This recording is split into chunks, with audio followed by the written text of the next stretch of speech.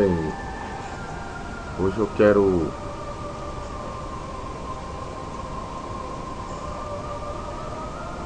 dividir com você um pensamento que eu tive hoje a respeito de um homem, Jacó. Um homem que foi abençoado por Deus grandemente, foi um homem que sobre ele Deus fez uma grande nação. Através dele 12 tribos foram instituídas a Israel. Um homem que teve muito sucesso, um homem que teve muitas alegrias, muitas tristezas. Um homem que teve várias e várias experiências também. E eu quero falar a respeito de uma dessas experiências que foi aonde a Bíblia relata que ele lutou com Deus a noite inteira e prevaleceu. Sabe, a Bíblia diz assim que ele prevaleceu. Sabe, mas Jacó, ele era um homem que era sagaz, um homem astuto. Ele roubou o direito de primogenitura do seu irmão, aproveitou-se da fome que ele estava quando vinha da mata, há vários dias caçando. Ele enganou o próprio pai, já cego, à beira da morte, para roubar-lhe o direito que era do seu irmão, que era a bênção que foi prometida por Deus a Abraão, em consequência a Isaac, e passaria de geração em geração, seria prometida a Esaú, mas Jacó, ele já tinha a promessa de Deus. E ele seria o homem que daria continuidade à nação de Israel. Mas era um homem que era sagaz, um homem esperto, um homem que nem diz o outro, malandro, um homem que queria as bênçãos de Deus, mas ele queria que fosse da sua maneira, pelos seus próprios métodos, pelos seus próprios meios e recursos e pelas suas próprias formas de conseguir aquilo. Meu irmão, mas houve um momento que ele se sentiu acuado. Um momento que ele se sentiu apertado quando ele voltava da terra de Labão, depois de ter ido embora porque seu irmão queria matá-lo. Ele voltava para a sua terra pela ordem do próprio Deus. E ele mandou os seus servos com os seus camelos e cavalos e bois para agradar o seu irmão. Olha, o teu servo Jacó te enviou essas coisas. E eles voltaram, mas não funcionou. Não funcionou porque o seu irmão, ele não queria conversa. Seu irmão, ele estava há muito tempo esperando por esse dia. Ele prometeu matá-lo. E Esaú continuava vindo ao seu encontro. Ele se desesperou e colocou as suas mulheres e crianças na frente e falou: eu vou me retirar. E foi para um lugar, foi onde ele lutou com um anjo a noite inteira, Val de Jaboque. Rapaz, foi uma luta constante. E nós ouvimos várias vezes por aí pregações que abordam esse tema, que abordam esse momento, onde diz que Jacó segurou o anjo e dá a sua bênção para depois subir. E as pessoas fantasiam esse momento, e o pregador, na maioria das vezes, ele cita a pessoa a colocar Deus contra a parede e falar: eu só te solto depois que tu me entregar a tua bênção. Tu não vai sair daqui enquanto eu não for abençoado. Ou seja, eu quero o meu emprego, eu quero um salário melhor, eu quero, sabe? E as pessoas não param para meditar, para entender o que significou esse momento na vida de Jacó. Então, nós devemos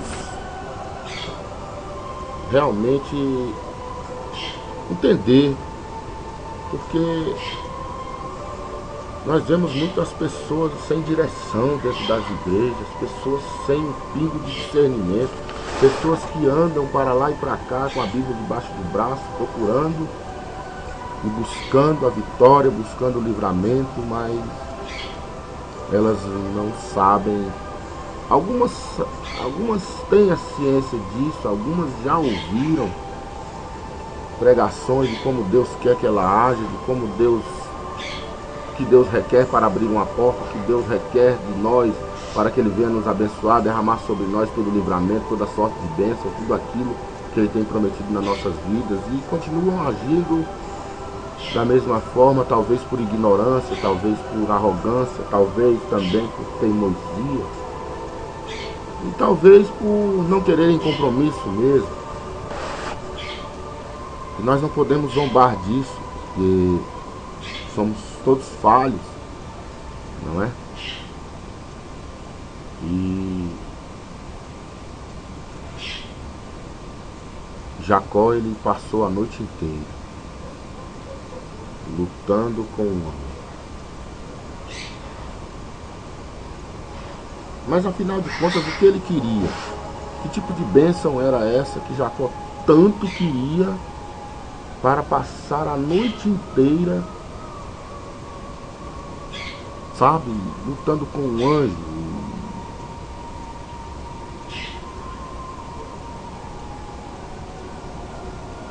Olha, meu irmão, o que Jacó queria era ter o livramento. Sabe, ele não queria deixar de ser sagaz, ele não queria deixar de ser esperto mais do que os outros. Ele não queria largar a sua forma de pensar e de agir. Você pode ter certeza que não. Jacó, ele queria o livramento. Por isso o anjo perguntou: como é seu nome? Ele: Jacó. E depois de agora em diante não chamará mais Jacó, porque Jacó significa aquele que vence pelos próprios netos, aquele que não quer saber se aquilo ali é a vontade de Deus, se aquilo ali Deus está aprovando. Ele quer saber se ele vai se dar bem. E Israel, como o anjo disse, agora te chamará Israel. É aquele que vence pelos métodos de Deus. É aquele que é abençoado, aquele que é liberto, aquele que prospera, aquele que vence, aquele que faz a diferença, mas pela maneira e o agir de Deus. Quando o Espírito de Deus toma a direção da vida daquela pessoa. Então, Jacó, ele foi tocado na sua coxa. O anjo deu um toque na sua coxa, ele saiu mancando, saiu manquejando, capengando de uma perna, e tirou as mulheres e as crianças da frente e foi de peito aberto encontrar com seu irmão Esaú, e se prostrou e pediu perdão, e foi quebrantado o coração daquele homem. Mas o que isso tem a ver com a minha vida e com a sua? Muitas coisas.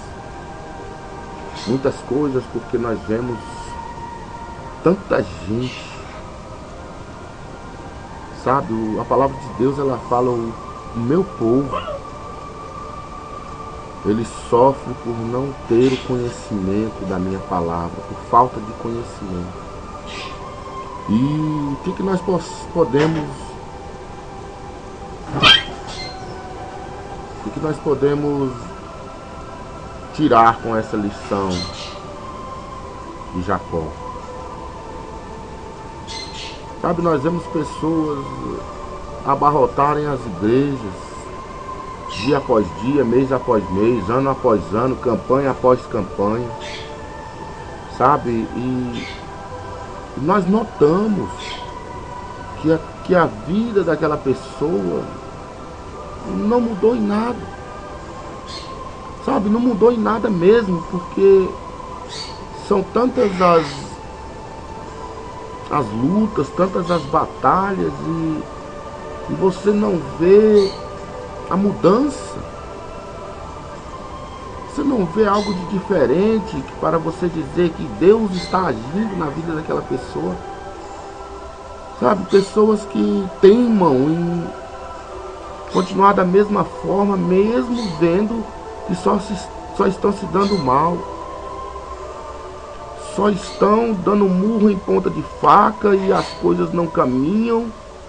Que os sonhos delas são os mesmos, mas não realiza nada daquilo que ela almeja. Nenhuma promessa de Deus é cumprida na vida daquela pessoa. E ela começa a pôr a culpa no pastor, começa a pôr a culpa no profeta que mentiu, talvez, no próprio Deus, que prometeu e até agora nada. E o que nós podemos tirar? Talvez a sua própria vida esteja dessa maneira. Você serve ao Senhor. Quero colocar essa palavra entre aspas, porque servir a Deus não se serve de qualquer maneira. E eu vou chegar aonde? Eu vou chegar lá. Sabe? Nós vemos pessoas que realmente não nasceram de novo. Realmente não são novas criaturas, apenas a mesma criatura velha e corrompida, com apenas uma Bíblia do braço, um terno, uma gravata e um sapato engraxado, mas com os mesmos hábitos e com as mesmas manias e com a sua mesma forma de agir, e não abre mão daquilo ali. Ela é daquele jeito, ou seja, não, eu não levo desaforo para casa. Eu sou desse jeito, o fulano de tal, se ele não sabe com quem está mexendo, sabe? A gente vê pessoas desse jeito que realmente não estão dispostas a dar lugar a Deus para que Ele venha as moldar, para que Ele venha fazer como o oleiro faz com o barro, para que Ele venha fazer como Deus fez com Jacó. Porque Jacó, ele queria o livramento. Ele queria que Deus abençoasse aquele circo dele, quebrantasse o coração do irmão dele, que ele ficasse com dó daquelas crianças, daquelas mulheres, sabe? E aceitasse aqueles presentes como forma de arrependimento e, sabe, tudo isso. E bem assim estão as pessoas hoje em dia. Elas estão, sabe, querendo que Deus faça da forma delas, que Deus haja, mas da forma delas. Teve uma vez que o Senhor Jesus, ele despediu os seus discípulos, mandou eles atravessarem para o outro lado da margem, e eles deixaram ali um barquinho. E logo quando veio a tempestade, Jesus veio andando sobre as águas, e a única coisa que Jesus,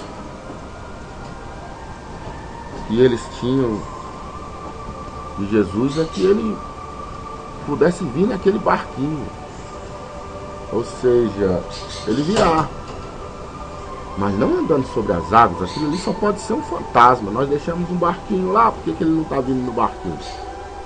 Sabe, as pessoas têm esse negócio de querer que Deus faça da maneira que eles acham melhor. Você está entendendo o que eu estou querendo dizer? Porque eles não dão a Deus a liberdade suficiente para que venha ser moldado, que Deus venha abençoar a vida deles de verdade. Sabe, é dolorido. Por isso as pessoas correm tanto. As pessoas correm primeiro, porque quando se prega uma palavra como essa, a gente tem que falar a verdade. A gente não pode fantasiar, a gente não pode jogar confetes. na palavra do Senhor para que as pessoas não venham se assustar. Não, isso é interesse, isso é segundo as intenções. Então eu quero dizer a você o seguinte: é dolorido, dói, provoca marcas na nossa vida. Para você ser um verdadeiro servo de Deus, chegar à estatura do varão perfeito, sabe, vem tantas coisas. Deus provoca tantas ocasiões, tantas coisas que venham afrontar a nossa vida, que nós venhamos bater de frente com a realidade, que se nós não tivermos mesmo a vontade de ser uma criatura nova, de ser um varão perfeito, de ser abençoado por Deus pelo próprio agir dele, se nós não tivermos mesmo essa vontade enraizada no nosso coração, essa vontade de ter um compromisso com o Mestre de forma genuína, de forma verdadeira, se nós não tivermos esse pensamento, nós não suportamos. Por isso há muitas pessoas assim, que elas querem a bênção, mas não querem um compromisso com o dono da bênção. Pessoas que sabe, eu vejo pastores passarem necessidades horríveis, mas ele não larga os velhos hábitos, ele não vê que ele ainda é a mesma velha criatura corrompida, apenas com a Bíblia debaixo do braço, uma gravata enrolada no pescoço. Sabe, é tão difícil, eu fico triste porque eu vejo que as pessoas têm a Bíblia, têm o Senhor para pedir a Ele sabedoria para entender e discernir o que está ali. Certo que tem muitos falsos profetas, certo que tem muitos homens e mulheres que pegam no microfone apenas para fantasiar um evangelho totalmente mentiroso, camuflado, tirado das suas verdades, das suas raízes, que só fala em prosperidade, que só fala que Deus vai abençoar, só fala que tudo bem, Deus prospera. É verdade, Deus prospera, Deus abençoa, Deus livra, Deus realiza os nossos sonhos. Mas eles falam apenas isso e não ensinam o caminho, o meio para alcançar as promessas, o meio para ser abençoado. O que Deus quer de mim e de você, para que nós venhamos ser não merecedores, porque nós não merecemos, mas que nós venhamos participar de todas essas maravilhas e milagres e provisões e bênçãos que Deus tem sobre a nossa vida. E as pessoas fecham os olhos e os ouvidos para isso, porque isso dói. Dói você esperar, dói você passar por uma prova sem murmurar, dói você passar por uma prova sem questionar, sem indagar. Não é fácil você passar privações financeiras no seu trabalho, na sua casa, com problema com filho, com esposa, com marido. Não é fácil você passar isso apenas orando e dando glória a Deus. Não é mesmo, eu te falo que não é, porque eu passo, eu tenho as minhas dificuldades, e não são poucas, eu tenho várias tribulações e aflições na minha vida, passo por tudo isso, sabe, mas nós devemos saber passar por isso, e é isso que Deus quer passar para nós. Nós vemos pessoas que não estão dispostas a deixar o velho homem para trás. Eles não estão dispostos a deixar aquele velho homem arrogante. Ou quando eu falo velho homem, eu falo de homem e mulher. A velha criatura para trás, a velha criatura corrompida, a velha criatura mentirosa, a velha criatura que inventa histórias para se dar bem, a velha criatura que mente para às vezes não se dar mal, a velha criatura que não vigia nas suas palavras, a velha criatura que não vigia nos seus hábitos, da sua forma de falar, com gírias, dialetos que não agradam a ninguém, a mesma velha criatura que não renuncia às coisas que são do mundo, que querem ser abençoados por Deus, mas elas não dão lugar ao Senhor para Ele fazer da forma que Ele quer. Porque Deus, Ele não nos criou como soldados, como ciborgues. Ele nos deu livre-arbítrio para que nós venhamos fazer tudo aquilo que nós temos vontade. Nós somos livres. Porém, nós somos escravos para colher tudo aquilo que nós semeamos. Porque se nós semeamos, se nós plantamos, nós iremos colher. Ou de bom ou de ruim. Então não tem como a gente fugir. Não tem como a gente deixar esse anjo ir embora sem ser abençoado. Realmente nós precisamos ser abençoados. Mas a bênção principal é a transformação de raciocínio, de conduta, de caráter, de mente, de pensamento. É a primeira bênção que um homem, uma mulher de Deus, ele deve buscar do Senhor. Porque a partir do momento que ele tiver transformado o seu caráter, a partir do momento que ele tiver transformado a sua mente, o seu raciocínio, a partir do momento que ele tiver transformado as suas manias, deixar de lado todo vício, toda ganância, toda hipocrisia, toda arrogância, todo orgulho, todo desamor, toda inveja, sabe, são muitas coisas, irmão, que nós precisamos renunciar para que venhamos agradar um pouco o coração de Deus, que nós venhamos ser participantes dessa mesa colocada aos filhos. Sabe, eu estou falando de bênçãos que são para nós. Deus, ele tem bênçãos sobrenaturais, coisas, sabe, maravilhosas, são coisas do oculto, do escondido, que vão fazer com que nós venhamos ter uma vida honrada, mas isso é passo a passo, é caminhando um dia após o outro, bênção após bênção, batalha após batalha. E nós não podemos pensar que agindo da mesma forma que nós agíamos lá atrás, com as mesmas manias, com os mesmos costumes mundanos, com os mesmos linguajares, nós vamos conseguir todas essas promessas maravilhosas de um Deus que é santo, que requer de mim e de você santidade também. De um Deus que é santo a ponto de estar no meio de um povo no deserto, mas o povo não poder se aproximar dele por causa dos seus pecados, das suas manias, das formas erradas de agir.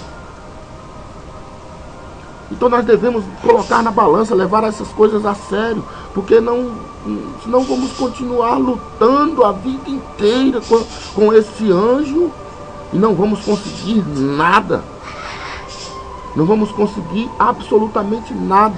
Apenas vamos conseguir uma frustração na nossa tentativa, mais uma vez, e não conseguir a bênção.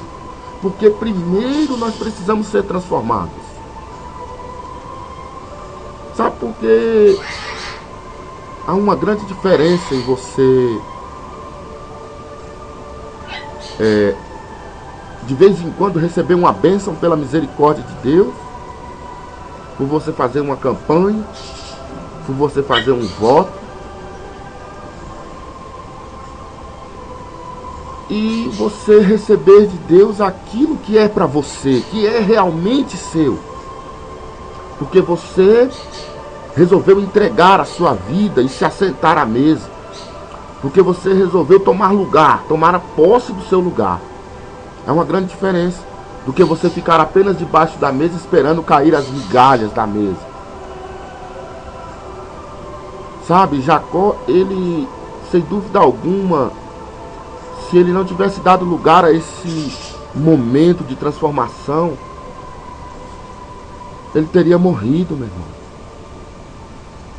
Ele não teria sido o pai daqueles homens, sabe, daquele monte de filhos que foram líderes das tribos de Israel, daqueles homens que fizeram história, como José. Sabe, então nós devemos realmente cair na real. e ver o tempo que nós já estamos buscando por essa bênção e ela não chega. Ver o tempo que nós estamos servindo ao Senhor, como eu disse no início, que essa palavra às vezes é bom a gente colocar ela entre aspas, porque servir a Deus não é você colocar uma Bíblia debaixo do braço e ir para a igreja louvar uns corinhos e dar uns glória a Deus e fazer um voto e voltar para sua casa e continuar com as mesmas manias. Isso não é servir a Deus. Servir a Deus é você primeiro saber quais são as vontades dele. Primeiro procurar saber o que ele quer da minha vida e da sua.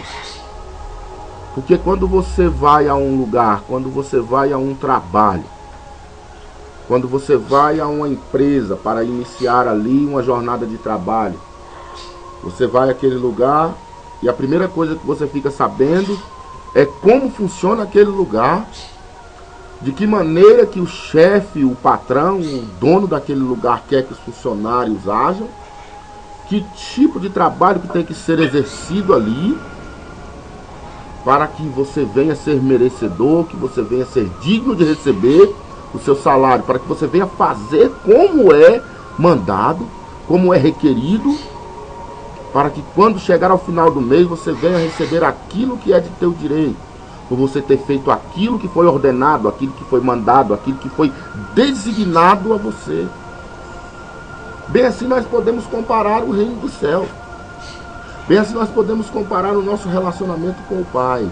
Nós primeiro precisamos entender as coisas que Ele quer que nós façamos, as coisas que Ele não quer que nós façamos, aquilo que Ele quer que nós deixamos de fazer, aquilo que Ele quer de mim e de você, para aí nós executarmos aquilo, ou seja, executarmos e fazermos a vontade dEle,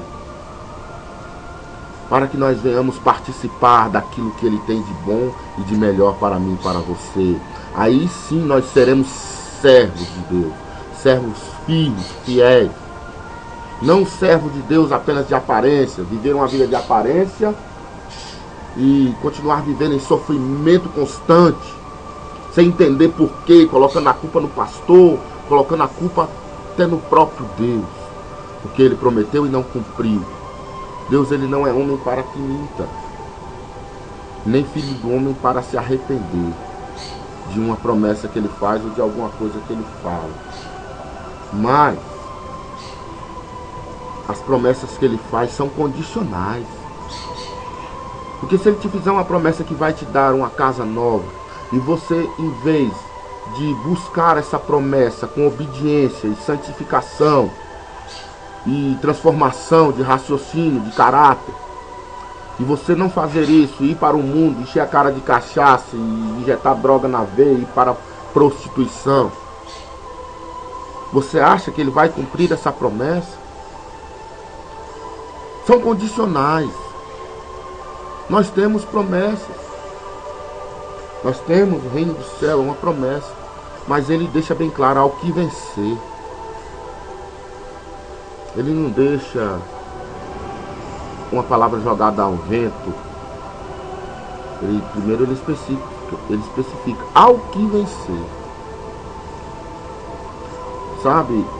E Jesus, Ele morreu na cruz para isso também, para que nós venhamos ter vida eterna e vida em abundância aqui nessa terra, vida honrada, sem estar sendo envergonhado pelos nossos credores. Claro que sim, nós vamos ter os nossos momentos.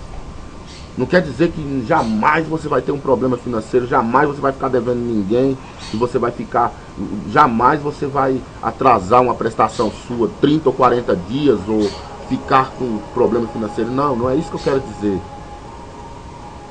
Nós teremos esses momentos para que nós venhamos aprender, para que nós venhamos ser moldados, para que nós não venhamos se ensoberbecer e tentar ser melhor do que ninguém, mas para nós sermos abençoados de verdade, abençoados como filhos. Nós primeiro devemos dar lugar para que o Pai venha transformar, para que nós venhamos tomar esse murro em nossa coxa, para que nós venhamos ter transformado, nossa maneira de andar como Jacó, para que nós venhamos ser transformados, ser diferente da maioria, ser diferente daqueles que andam no estouro da boiada, sabe, como se uma pessoa desse um tiro lá na frente e aquele boi não quer nem saber para onde está indo. Ele vai porque ele ouviu aquele tiro, ele tem que, e o resto vai correndo atrás sem nem querer saber. Sabe, são homens cegos guiando outros cegos, que ambos cairão no abismo. E eu e você, nós não podemos ser assim. Nós devemos ter o discernimento, devemos raciocinar e meditar. Sabe, compartilhe esse vídeo adiante, porque eu creio firmemente que ele vai mudar o pensamento, o raciocínio, e vai mudar principalmente a vida de muitas pessoas.